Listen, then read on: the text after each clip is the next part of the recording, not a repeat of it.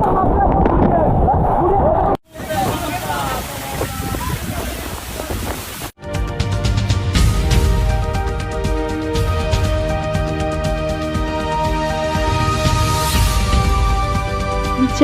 বলখালি, সমগ্র বলখালি জুড়ে।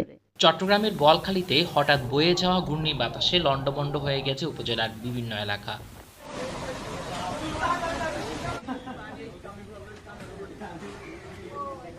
গাছপালা ভেঙে পড়ে নারী শিশুসহ অন্তত ৯ জন আহত হয়েছেন। ক্ষতিগ্রস্ত হয়েছে ঘরবাড়ি, যানবাহন ও বিদ্যুৎ সঞ্চালন ব্যবস্থা। বুধবার সকাল ১১টার দিকে মাত্র কয়েক মিনিটের তীব্র ঘূর্ণি বাতাসে উপজেলার পশ্চিম শাকপুরা, মিরপাড়া, আকুবদণ্ডী, বেঙ্গুড়া সহ বিভিন্ন এলাকায় আতঙ্ক ছড়িয়ে পড়ে। ঝড়ের তাণ্ডবে সড়কের উপর গাছ উপড়ে পড়ে যান চলাচল ব্যাহত হয়। অনেক স্থানে বৈদ্যুতিক তার ছিঁড়ে পড়ায় দেখা দেয় বিদ্যুৎ বিপর্যয়। উপজেলা স্বাস্থ্য কমপ্লেক্সের জরুরি বিভাগের কর্তব্যরত চিকিৎসক ডক্টর কান্তা অধিকারী জানান, গাছের ডাল ও টিনের চালা ভেঙে পড়ে আহত ৯ জন হাসপাতালে চিকিৎসা নিয়েছেন। গুরুতর আহত আবু তৈয়ব, আবু সৈয়দ, রিয়া ও মোহাম্মদ আশরাফকে উন্নত চিকিৎসার জন্য চট্টগ্রাম মেডিকেল কলেজ হাসপাতালে পাঠানো হয়েছে। জানা যায়, হঠাৎ করেই আকাশ কালো হয়ে প্রবল বাতাস শুরু হয়।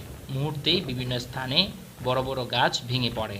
এতে সড়কে থাকা ট্যাক্সি, প্রাইভেট কার ও মাইক্রোবাস ক্ষতিগ্রস্ত হয়। কয়েকটি এলাকার ঘরবাড়ির চালাও উড়ে গেছে বলে জানা গেছে।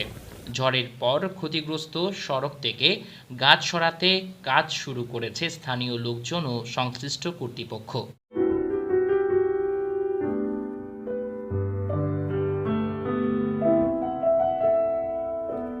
For more updates, subscribe to our channel, click the show links and enjoy watching the videos.